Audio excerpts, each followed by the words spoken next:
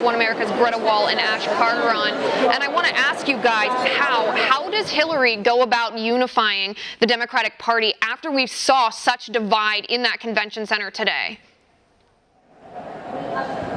Well, I don't know if Hillary did anything herself, but as you just heard Bernie Sanders come out to a raucous applause. And if anyone is able to unify the Democratic Party, it has to be him, because the main block of voters who are refusing to vote for Hillary Clinton are Bernie Sanders supporters. Now, you heard him give a galvanizing speech, and yet there was still a certain portion of those Bernie supporters who refused to cheer when he would name Hillary Clinton or Tim Kaine to defeat Donald Trump. They would either boo or they would just stay quiet. So he still has a lot of work to do, and the Clinton campaign as a whole still has a lot of work to do to really unify the party completely, because they're going to have a huge block of Bernie supporters who are going to refuse to vote for her no matter what. Yeah, I mean, even as Bernie Sanders was speaking, like you mentioned, we heard boos coming from his own supporters when he told them to get behind Hillary Clinton and the platform. But he did discuss with his supporters how the platform has changed, how the platform has become the most progressive Democratic platform that we've ever seen, trying to push his supporters to put their support and their votes behind Hillary Clinton in November. He's really pushing hard for it, and I think he gave the speech that was needed here at the DNC to try to push for unity, and we'll just have to see if over the next 3 days if that push for unity continues to work as we hear from more speakers. Liz?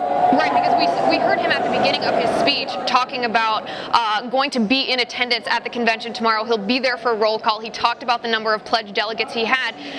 Then at the end, he talked about supporting Hillary Clinton for president. It's a little bit of a contradicting message there. Will he support her? Will he encourage his supporters to support Hillary, or won't he? I don't think it's contradictory. I think Bernie Sanders is really proud of what he accomplished. I think when he started, nobody knew who he was. Nobody knew, who the senator from Vermont was. And he came out and started polling at less than 3%. And now look where he is. I think that's what his message was, that we started from nothing and now his revolution has come all the way to the Democratic Convention. So I think it was more so that than him flip-flopping or being a hypocrite. I think he just wanted to point out the fact that it started from nothing and it's turned to this, and now he wants to lead that revolution to the Hillary Clinton camp. I think it goes back to changing of the party platform. He's had so much progress in changing the party platform. He's had change in their language toward the TPP and their language toward all kinds of things on this Democratic Party platform, and it's, like he said, the most progressive party platform they've ever seen. And so I think a lot of his supporters maybe have not read that party platform, or maybe have not, or are not believing that party platform. So at the beginning, he thanked them for their support throughout the primaries, but at the end, he went back to, we have had success, and we have pushed for this party to change and be progressive, and we are successful in that, but we need to be supporting the nominee in order to get those platforms working in America for the future generations that will be voting for the Democratic Party in the future. Right, or perhaps his supporters, Bernie Sanders supporters, realize that the platforms of the parties themselves don't necessarily reflect the policies of the candidates. Ash, let me ask you about this. One name that hasn't been mentioned a lot today is Tim Kaine, Senator Tim Kaine, Hillary's vice presidential pick. What role do you expect him to play at this convention? Well, I think Tim Kaine was chosen because he's more of a moderate, and a lot of people are upset about that selection, to be honest with you. All we've heard is the fact that all these Bernie supporters, they were waiting to see who that VP nomination was. A lot of people will tell you that the vice presidential selection doesn't mean too much, and they could be right, but it's the message it sends. It's letting the progressive voters know, we hear you and we will, respond accordingly, and instead they chose someone who doesn't really reflect those same values. He's a safe choice, he's a very experienced choice, and he'll help in debates and things like that. But when it comes to getting that Bernie block, those Bernie supporters who want a progressive candidate on the ticket, Tim Kaine is not who they wanted. They wanted Elizabeth Warren. They could have even taken a Cory Booker, Bernie Sanders. I think Tim Kaine was a safe choice, but we'll see if it backfires for Hillary, because, it's going to be along that moderate line that she's tiptoeing herself, more so than that far left line of the Bernie supporters.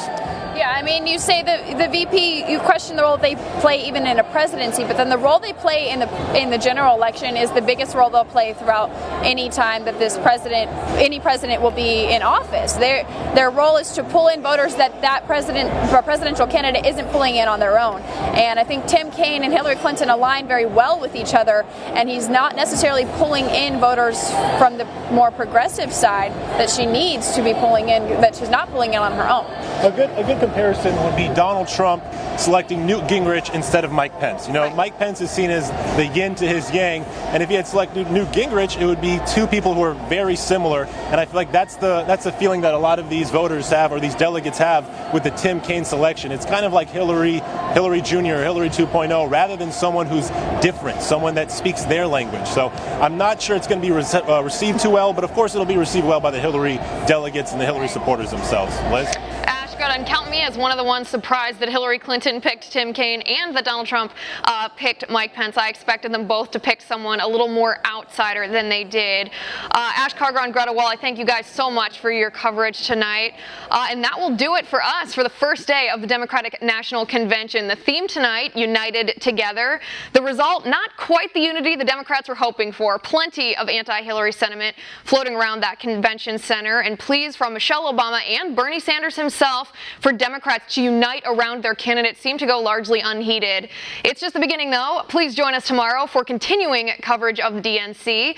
Again, I'm Liz Wheeler. If you liked the broadcast tonight, please send me an email at oann.com/contact and catch my regular nightly show, Tipping Point, every night at 10 p.m. Eastern.